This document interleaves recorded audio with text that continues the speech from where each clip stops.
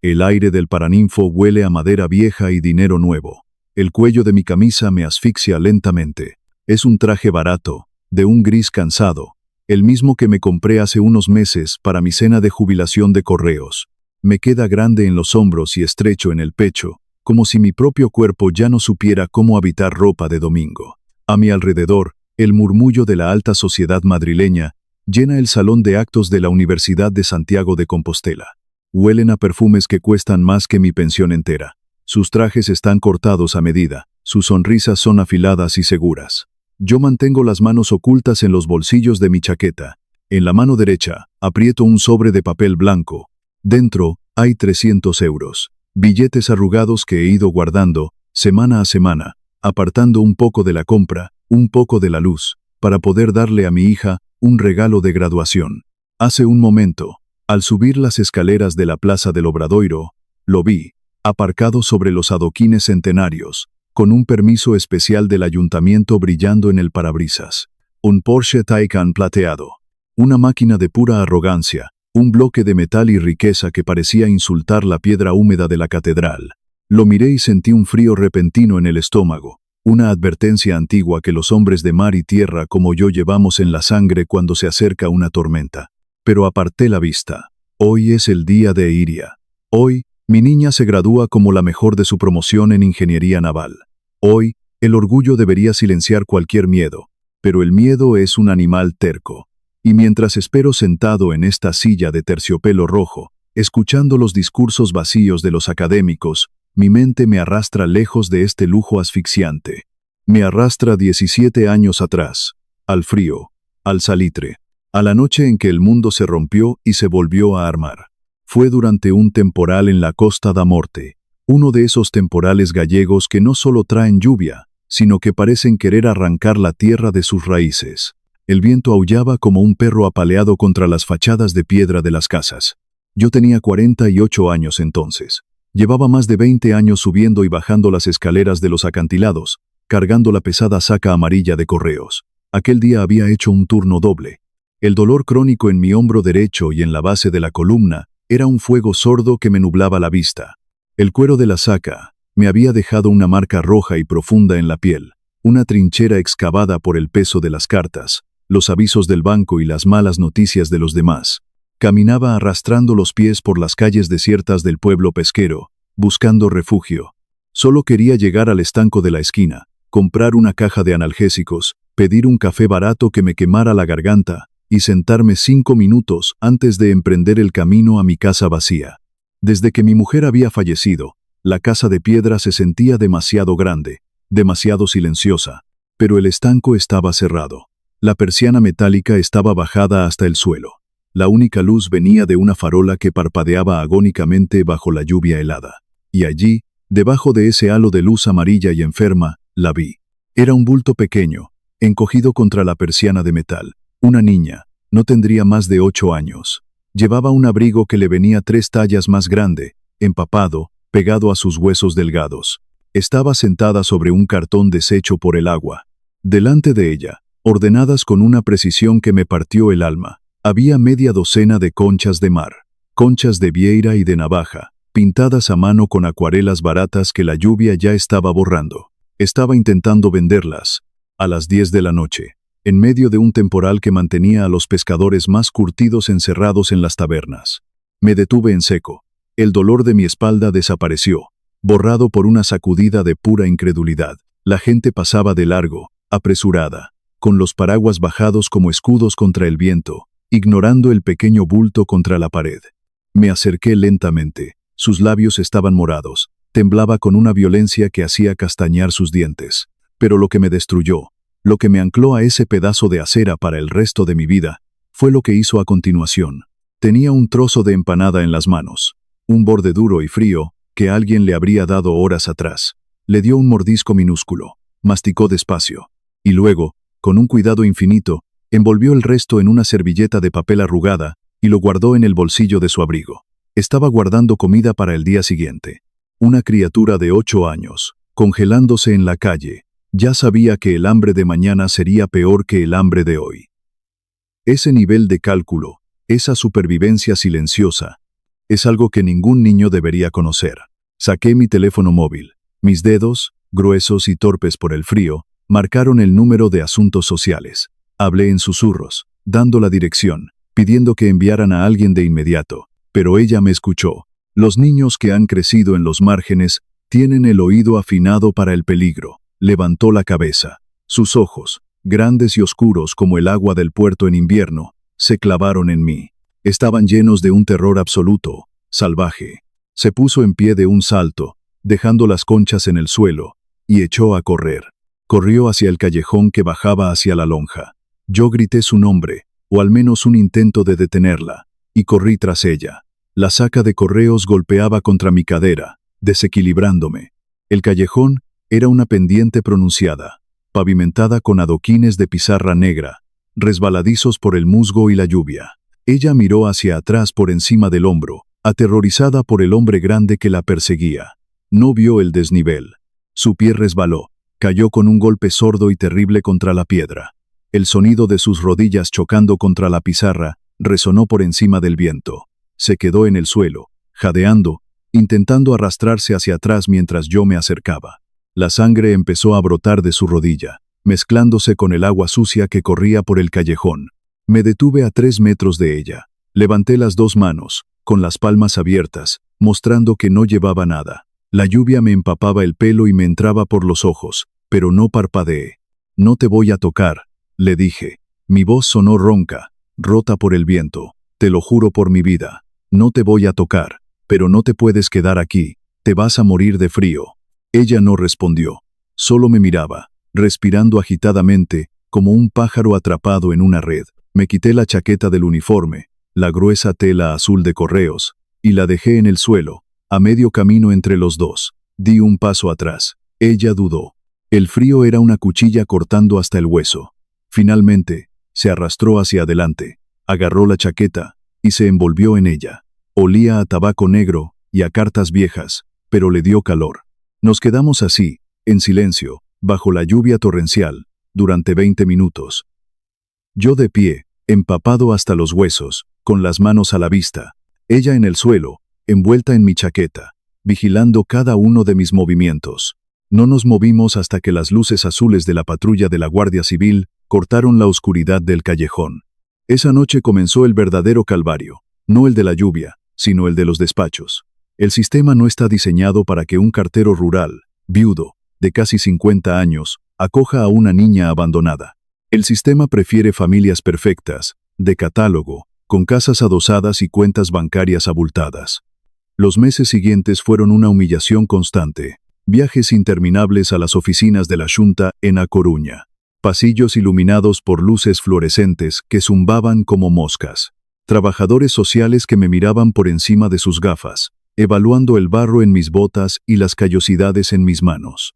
Me sometieron a evaluaciones psicológicas interminables. Me preguntaron por mi estado mental tras la muerte de mi esposa. Me pidieron extractos bancarios de los últimos 5 años. Escudriñaron mi modesto sueldo de funcionario del Estado como si fuera un delito ser de clase trabajadora.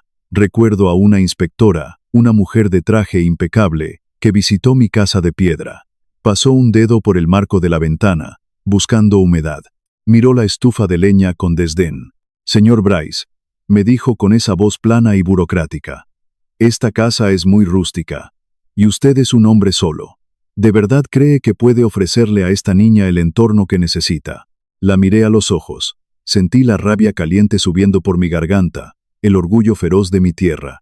Le respondí que en esta casa nunca faltaría un plato de caldo caliente, que las paredes de piedra llevaban 100 años en pie soportando temporales, y que yo tenía 2 manos que no sabían hacer otra cosa que trabajar. Le dije que el amor no se mide en metros cuadrados ni en calefacción central. Se mide en quién se queda contigo cuando llueve. Al final, gané. Por agotamiento, por pura terquedad gallega, me dieron la custodia en acogida, y años más tarde, la adopción plena. El día que Iria llegó a mi casa, traía toda su vida metida en una sola bolsa de basura negra. La dejó en la entrada, junto a la puerta, como si estuviera lista para salir corriendo en cualquier momento. Durante las primeras semanas, no habló. Era una sombra silenciosa que se deslizaba por los pasillos. Por las noches, Yo me levantaba a comprobar si estaba bien, y la encontraba durmiendo encima de las mantas, completamente vestida, con los zapatos puestos. Estaba preparada para huir. Su mente seguía en la calle. El muro entre nosotros se rompió un martes por la tarde, en la cocina. Yo estaba preparando la cena. Ella quiso ayudar a poner la mesa. Cogió un plato de cerámica, uno de los buenos, de los que mi mujer había comprado en una feria de artesanía. Sus manos pequeñas resbalaron. El plato cayó al suelo de baldosas y estalló en docenas de pedazos. El sonido fue como un disparo en la cocina. Me giré instintivamente. Lo que vi me heló la sangre. Iria se había encogido contra los armarios inferiores. Tenía los ojos cerrados con fuerza, los hombros encogidos hasta las orejas y los brazos cruzados sobre la cabeza. Estaba esperando el golpe. Estaba esperando que la violencia cayera sobre ella como castigo por haber roto algo. Sentí que el corazón se me partía en 1000 pedazos, igual que el plato. No dije nada. Caminé lentamente hacia ella. Me dejé caer de rodillas sobre el suelo duro, ignorando los fragmentos de cerámica que se clavaban en mis pantalones. Me quedé a su altura.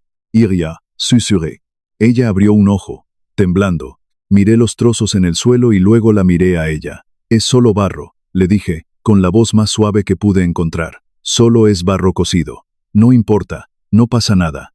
Lentamente, bajó los brazos. Me miró a los ojos buscando la mentira, buscando la rabia oculta. Pero solo encontró a un hombre viejo, arrodillado en el suelo de su cocina. Y entonces, por primera vez desde que la encontré bajo la farola, empezó a llorar.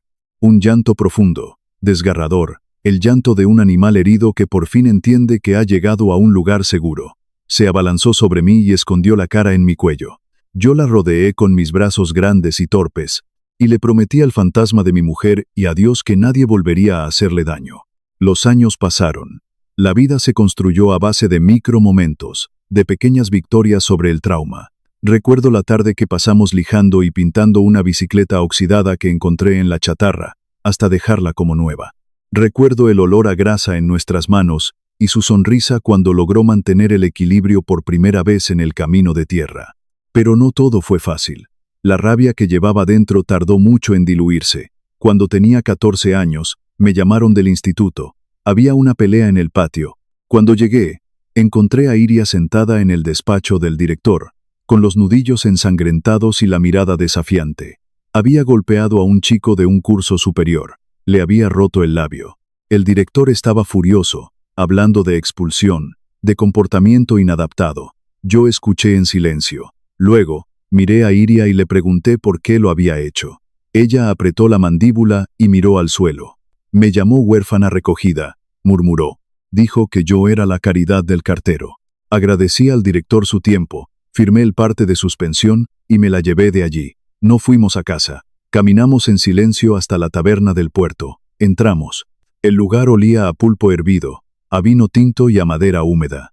Los viejos marineros nos miraron desde la barra. Pedí 2 mostos y nos sentamos en una mesa apartada. Iria esperaba la bronca. Esperaba el castigo. Yo tomé un sorbo de mi vaso.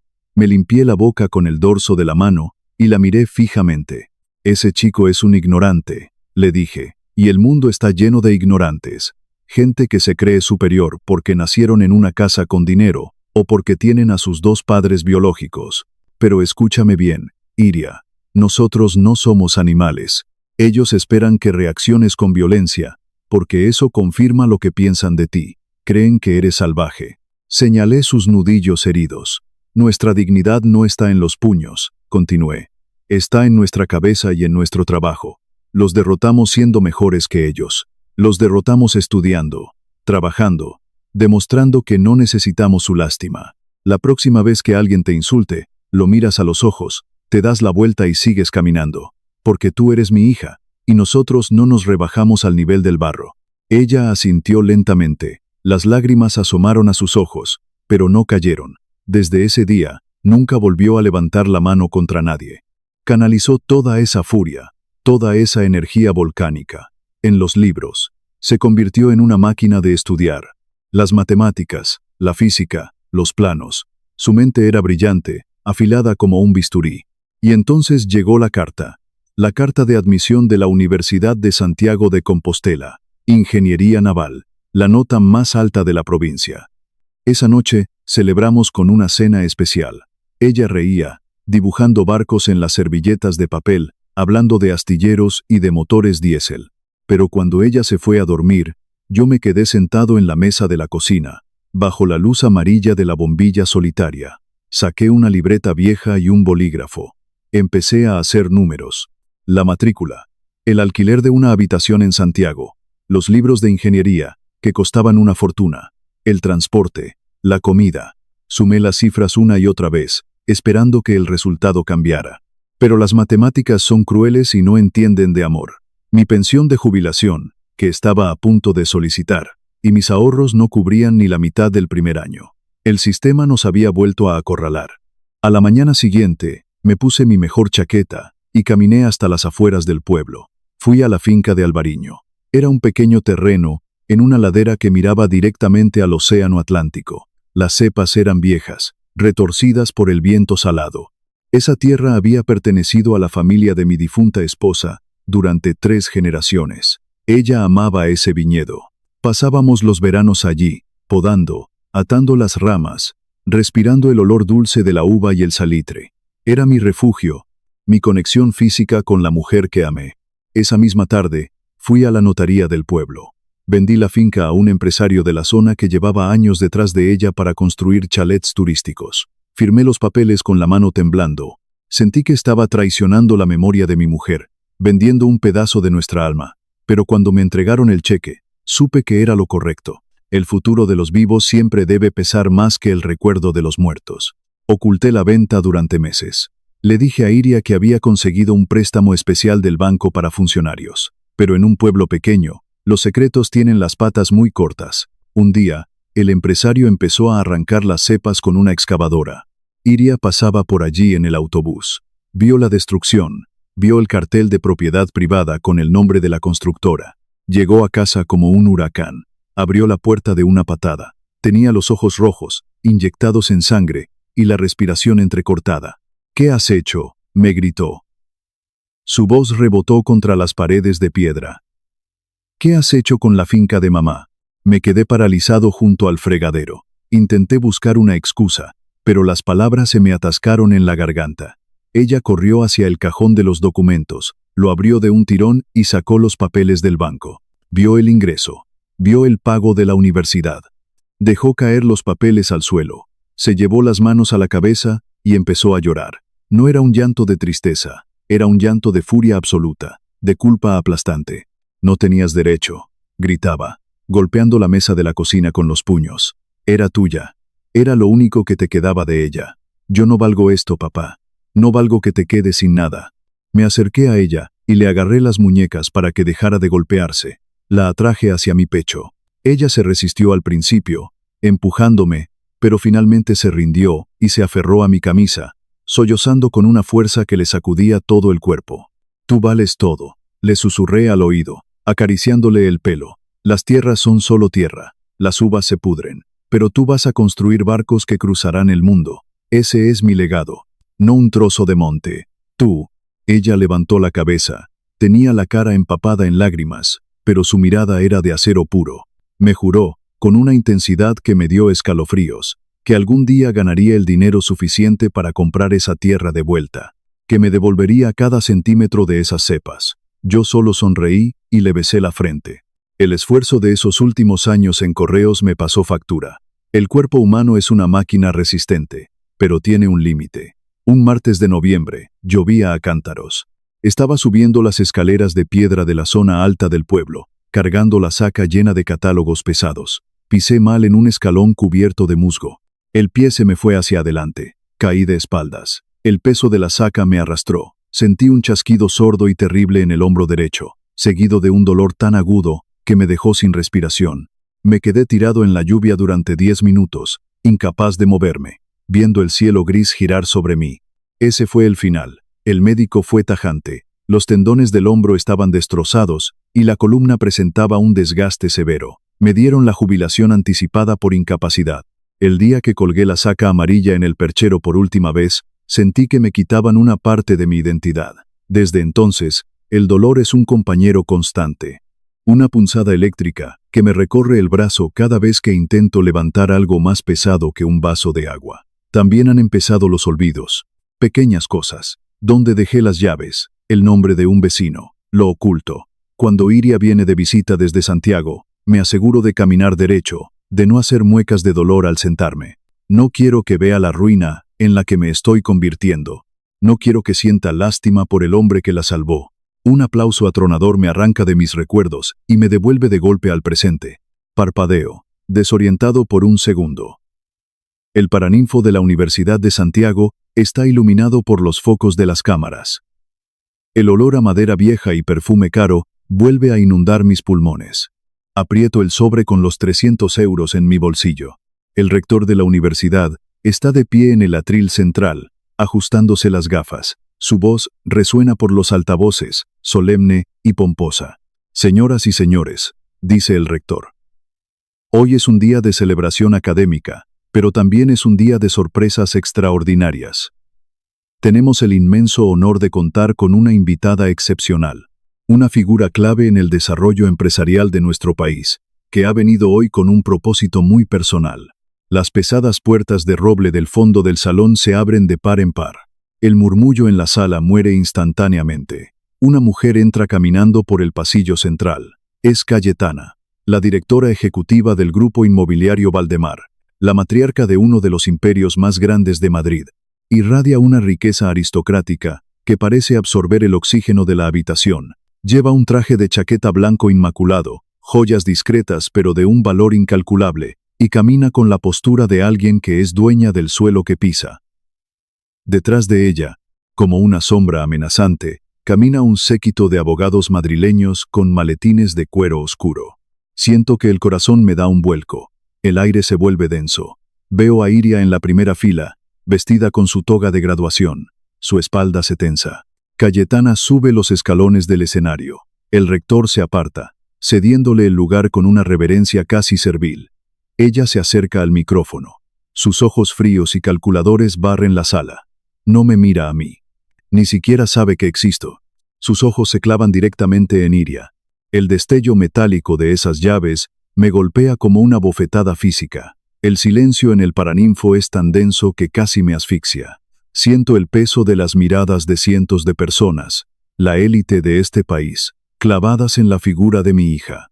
En mi bolsillo, mi mano derecha se cierra en un puño alrededor del sobre blanco. El papel barato cruje bajo mis dedos callosos. 300 euros. Ese era mi gran regalo. El fruto de meses de apartar monedas, de cenar sopa clara, de apagar la estufa de leña antes de tiempo para ahorrar. Y ahora, frente a mí, una mujer que huele a poder absoluto acaba de poner sobre la mesa un coche que vale más que todas las casas de mi calle juntas. Siento que me encojo en mi silla de terciopelo. De repente, mis 20 años subiendo y bajando las escaleras de pizarra de la Costa da Morte, cargando la saca amarilla de correos bajo temporales que rompían los huesos, me parecen una miseria. ¿Qué es un plato de caldo caliente comparado con el mundo que esta mujer puede ofrecerle? ¿Qué es mi amor de viejo cartero rural frente a los rascacielos de Madrid? Cayetana no ha terminado. Con un gesto elegante de su mano, cubierta de anillos discretos pero incalculables, hace una señal a otro de sus asistentes. El hombre, vestido con un traje oscuro de corte perfecto, da un paso al frente y le entrega una carpeta de color crema. El papel es grueso, texturizado, con el escudo del Grupo Inmobiliario Valdemar grabado en seco en la portada. Cayetana abre la carpeta y mira a Iria con una sonrisa que ensaya la ternura, pero que no llega a sus ojos. Iria, mi niña, dice Cayetana, y su voz resuena por los altavoces con una suavidad calculada. Sé que el tiempo que hemos perdido no se puede recuperar con objetos, pero quiero darte el lugar que te corresponde en el mundo. En esta carpeta hay un acuerdo de reconciliación familiar. Cayetana hace una pausa dramática, dejando que la expectación llene la sala. Con este documento, continúa, te ofrezco un ático de lujo en el barrio de Salamanca, a tu nombre, y un puesto ejecutivo en la junta directiva de la Fundación Valdemar. Quiero que vengas a Madrid, quiero que dejes atrás las penurias. Quiero que ocupes tu lugar como mi heredera. El murmullo en la sala estalla de nuevo. Los académicos asienten con aprobación. Los fotógrafos se empujan para captar el momento en que la huérfana recogida de la calle acepta su cuento de hadas. Yo cierro los ojos. El dolor crónico de mi hombro derecho late con fuerza, recordándome mi fragilidad. Siento que la estoy perdiendo. Siento que el abismo entre la piedra húmeda de Galicia y el mármol de Madrid es demasiado grande para que mi amor lo cruce. Pero entonces, abro los ojos y miro a Iria. No está llorando. No está sonriendo. Su rostro es una máscara de concentración absoluta. Es la misma expresión que ponía cuando desmontaba el motor de un viejo barco pesquero en la lonja para entender cómo funcionaba. Su mente de ingeniera naval está analizando la situación, buscando las grietas en el casco de este barco de lujo que acaba de atracar en su graduación. Iria se levanta. Su toga negra cruje suavemente. Camina con paso firme hacia las escaleras de madera del escenario. No mira las llaves del Porsche. No mira a los fotógrafos. Sube los escalones y se detiene a 1 metro de Cayetana. La diferencia entre las dos es abismal. Cayetana es todo seda, oro y relaciones públicas. Iria es viento salado, noches de estudio interminables y orgullo de clase trabajadora. Iria extiende la mano y toma la carpeta de color crema. No la abre, simplemente sostiene el peso del papel entre sus dedos. Señora Valdemar, dice Iria. Su voz no necesita micrófono.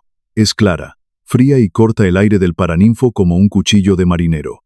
Cayetana parpadea, desconcertada por la formalidad. Dime mamá, por favor. Responde con una sonrisa tensa. Iria ignora la petición. Señora Valdemar, repite, antes de firmar nada, me gustaría hacerle una pregunta sobre la cláusula número 4 de este contrato. Supongo que la conoce bien. Cayetana tensa la mandíbula. Los abogados detrás de ella intercambian miradas nerviosas. Por supuesto, responde la matriarca. Es un contrato estándar de donación en vida. La cláusula número 4, continúa Iria, elevando un poco el tono para que todos en la sala la escuchen, estipula que usted declara haber hecho, y cito textualmente, esfuerzos razonables y continuados para localizar mi paradero durante los últimos 17 años. ¿Es eso cierto? Cayetana adopta una expresión de dolor profundo. Se lleva una mano al pecho. Por supuesto que sí, Iria.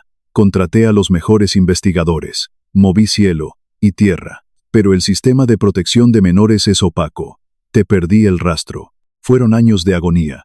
Iria asiente lentamente. Una sonrisa helada, desprovista de cualquier alegría, asoma a sus labios. Es curioso que mencione a los investigadores, dice Iria. Con un movimiento rápido, Iria mete la mano bajo los pliegues de su toga de graduación. Saca un fajo de folios encuadernados en espiral. No es un trabajo académico. Es un dossier grueso, lleno de fotografías impresas y hojas de registro. Lo levanta para que toda la sala lo vea. Este documento, anuncia Iria, es el informe completo de la agencia de detectives privados que usted contrató en Madrid. Me llegó de forma anónima hace 3 semanas. El color desaparece del rostro de Cayetana. Da un paso atrás, tropezando ligeramente con el cable del micrófono. Los flashes de las cámaras se detienen. El silencio que cae sobre el paraninfo ahora no es de expectación, es de puro terror. Iria abre el dossier por una página marcada con un post-it amarillo. Empieza a leer en voz alta. 9 de febrero de hace 6 años. Lee Iria. El sujeto, Bryce, cartero rural de la zona, asume 3 turnos dobles consecutivos bajo alerta naranja por temporal. Objetivo del esfuerzo económico, pagar la endodoncia de la menor acogida. Iria pasa la página. El sonido del papel es ensordecedor en la sala silenciosa. 14 de octubre de hace 4 años. Continúa leyendo. El sujeto vende su única propiedad de valor, una finca de Albariño heredada de su difunta esposa, a una empresa constructora. El dinero es transferido íntegramente a la cuenta de la Universidad de Santiago de Compostela para cubrir la matrícula y el alojamiento de la menor. Iria levanta la vista del informe. Sus ojos oscuros, los mismos ojos aterrorizados que vi bajo la farola hace 17 años, ahora arden con una furia implacable. Se clavan en Cayetana, desnudando su alma frente a toda la alta sociedad. Usted no me estaba buscando, dice Iria, y su voz tiembla por primera vez, cargada de una rabia antigua. Usted sabía exactamente dónde estaba. Sus detectives nos vigilaron durante años. Usted vio desde su despacho de lujo en Madrid cómo el hombre que me salvó se destrozaba la espalda cargando cartas. Usted vio cómo contábamos las monedas para comprar leña en invierno. Usted vio cómo él vendía el recuerdo de su mujer para que yo pudiera estudiar. y no hizo nada. Nos observó sufrir como si fuéramos insectos en un tarro de cristal. Cayetana levanta las manos, temblando. Iría, por favor, balbucea. No lo entiendes. El escándalo. La prensa. Mi marido estaba enfermo. Yo tenía que proteger el imperio. Pero Iria no ha terminado. Cierra el dossier con un golpe seco. Y ahora, dice Iria, aparece aquí con un coche deportivo y un ático, fingiendo ser una madre desconsolada. Pero yo soy ingeniera, señora Valdemar. A mí me enseñaron a buscar los fallos estructurales. Y este contrato tiene un fallo enorme. ¿Por qué ahora? ¿Por qué comprar mi silencio justo hoy? Antes de que Cayetana pueda inventar otra mentira, una figura se separa del grupo de abogados madrileños. Es una mujer de unos 50 años, vestida con un traje sastre gris oscuro, de corte severo. Lleva unas gafas de montura fina y sostiene un maletín de cuero negro pegado al pecho. Su postura es rígida, profesional, carente de cualquier emoción. Es Inés, la notaria independiente del fideicomiso de la familia Valdemar. Inés camina hacia el centro del escenario. Ignora la mirada asesina que le lanza Cayetana. Se ajusta las gafas y se acerca al micrófono. Con el permiso de la sala, dice Inés. Su voz es plana, neutral, la voz de la ley pura y dura. Creo que es mi deber profesional, como fedataria pública y administradora del testamento del difunto Marqués de Valdemar, aclarar la naturaleza legal de este documento. Cayetana intenta agarrar el brazo de la notaria. Inés, te lo prohíbo, si sea entre dientes. Estás despedida. Usted no puede despedirme, Cayetana, responde Inés sin mirarla. Mi lealtad es hacia el testamento de su difunto marido, no hacia su consejo de administración. Inés se vuelve hacia el público. La sala entera contiene la respiración. Hace 6 meses, explica la notaria, el marido de la señora Cayetana falleció. Su muerte desencadenó una auditoría obligatoria de las cuentas y los herederos del grupo inmobiliario. Fue entonces cuando la verdad legal salió a la luz. El difunto marqués era, biológicamente, el padre de Iria. Un murmullo de asombro recorre las filas de asientos. Yo me agarro a los reposabrazos de mi silla. Mi mente intenta procesar la magnitud de lo que estoy escuchando.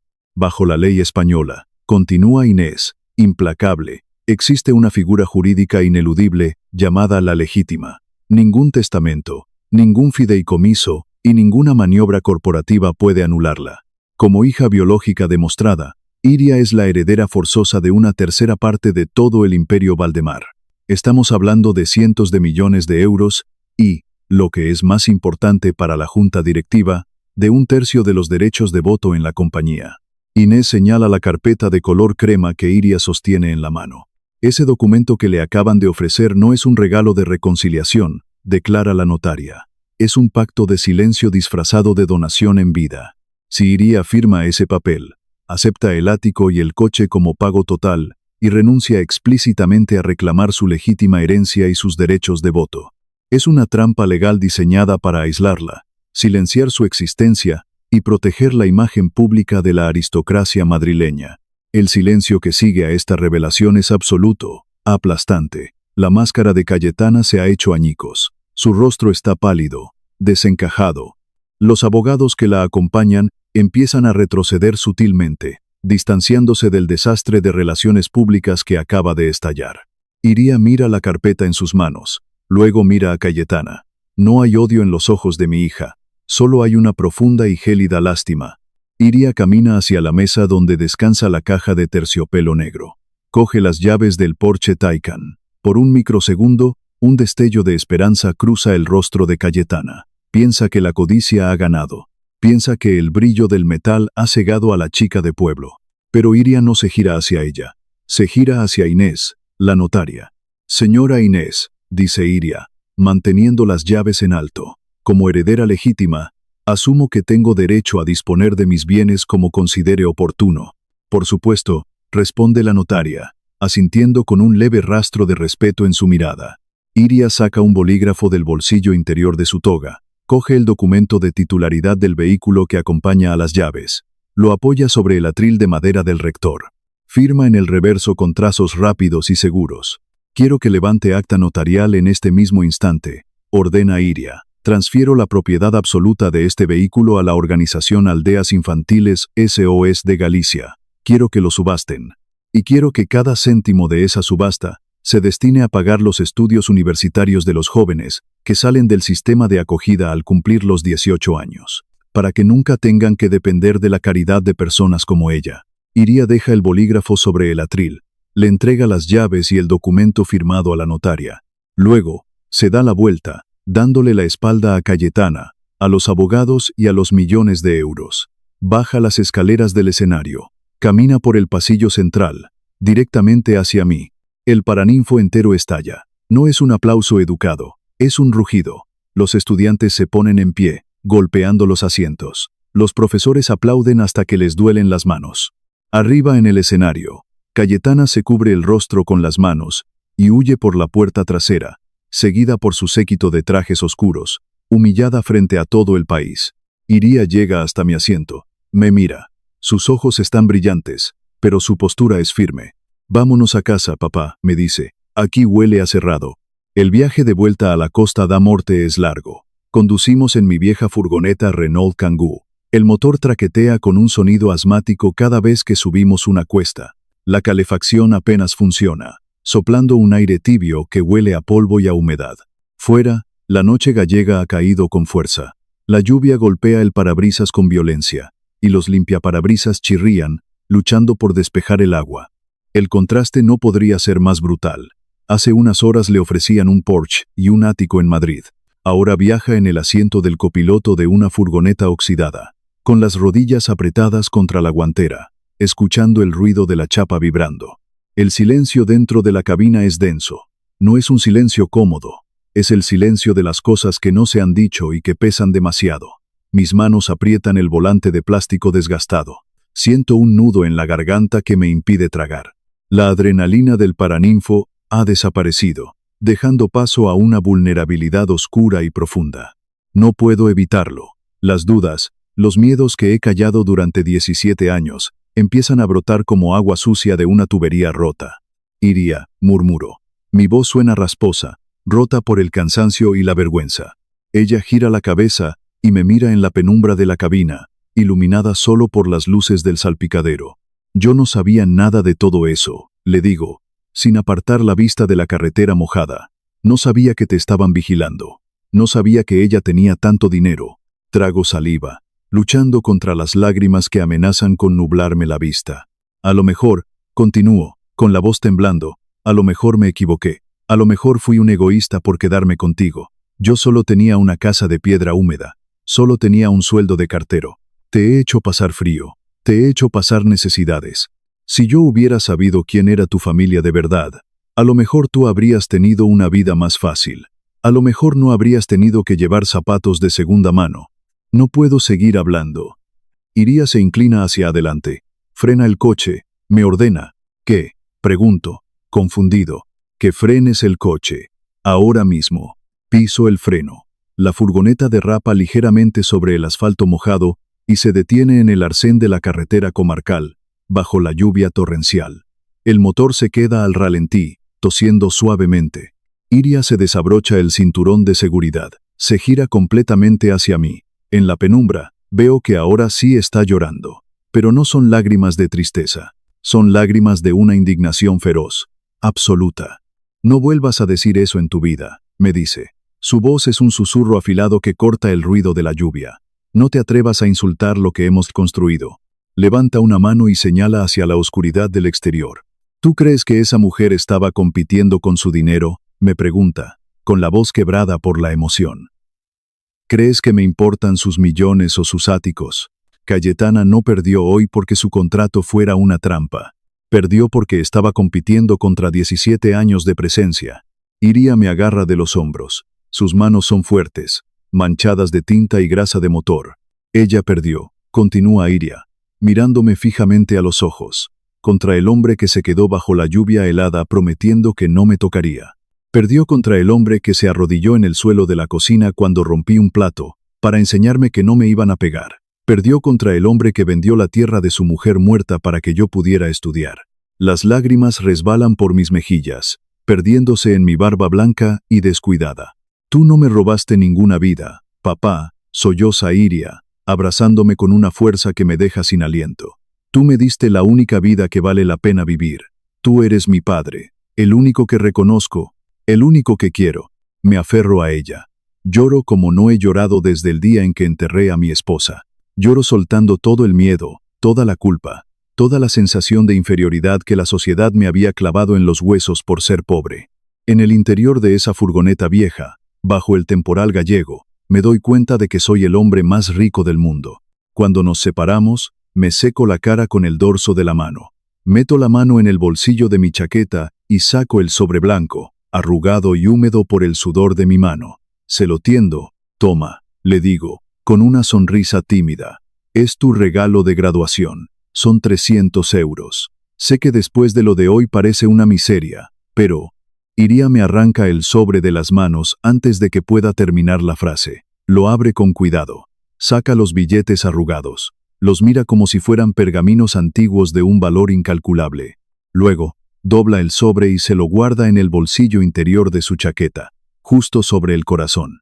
Es el mejor regalo que me han hecho en la vida, responde. Y ahora, arranca esta tartana, que tengo hambre, y en casa, hay caldo. Los meses siguientes fueron un torbellino. El escándalo en el Paraninfo fue grabado por docenas de teléfonos móviles. El video se filtró a la prensa. La imagen pública del Grupo Valdemar se hundió en cuestión de días. Las acciones cayeron en picado. La junta directiva, aterrorizada por la mala publicidad y por la amenaza legal de la legítima herencia, obligó a Cayetana a dimitir de su cargo como directora ejecutiva. El imperio de cristal se resquebrajó.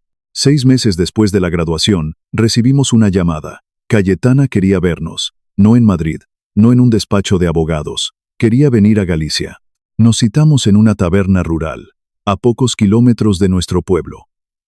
Un lugar humilde, con el suelo cubierto de serrín, mesas de madera pegajosa y olor a pulpo, a feira y vino de Ribeiro. Cuando Cayetana entró por la puerta, casi no la reconocí. Había perdido el aura de invencibilidad. Venía sola, sin abogados, sin asistentes. Llevaba un abrigo sencillo, de color oscuro. Parecía haber envejecido 10 años en 6 meses. Las ojeras marcaban su rostro pálido.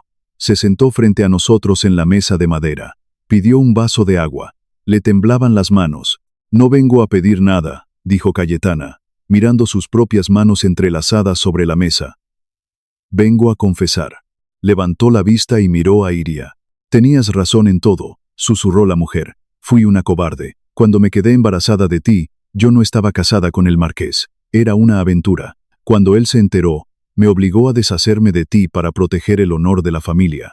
Te dejamos en un orfanato en Galicia. Años después, cuando el remordimiento no me dejaba dormir, contraté a los detectives. Te encontraron con él. Cayetana me miró a mí por primera vez.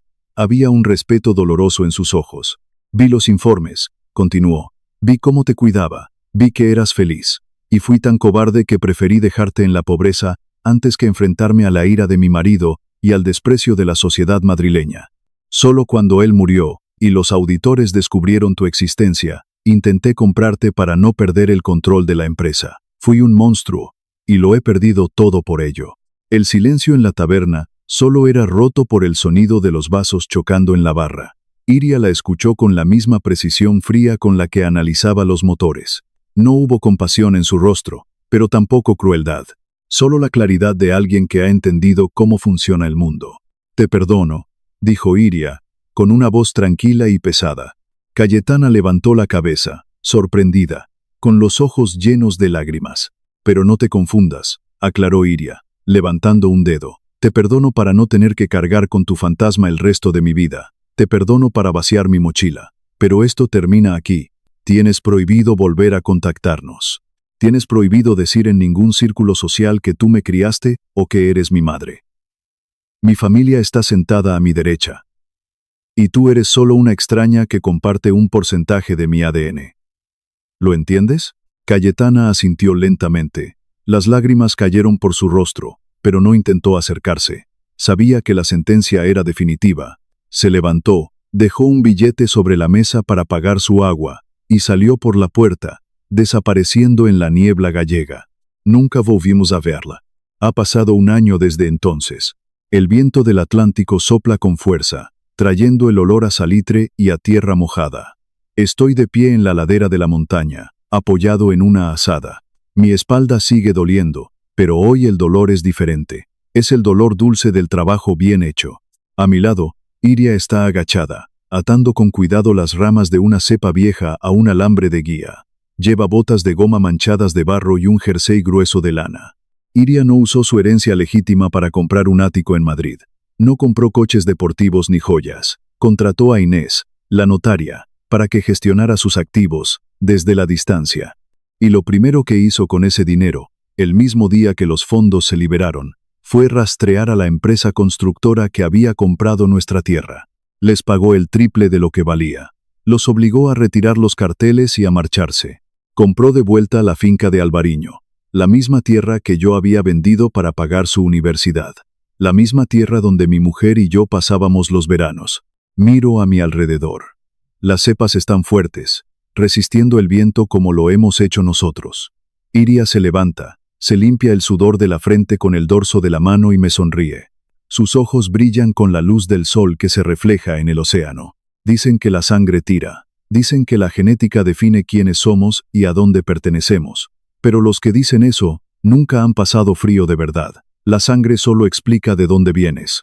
Es un accidente biológico, una casualidad en un laboratorio. El amor es otra cosa. El amor es una decisión diaria. Es el barro en las botas. Es el plato de cerámica roto en el suelo de la cocina. Es vender lo que más amas para que otro pueda volar. Miro a mi hija, la ingeniera naval, la heredera de un imperio, con las manos manchadas de tierra gallega, cuidando las viñas de una mujer que nunca conoció, pero a la que llama madre en su corazón. Sonrío, apoyo la azada en el suelo, y camino hacia ella, para ayudarla con la siguiente cepa. Porque al final del día, la sangre te da la vida. Pero el amor es quien se queda contigo cuando estalla el temporal.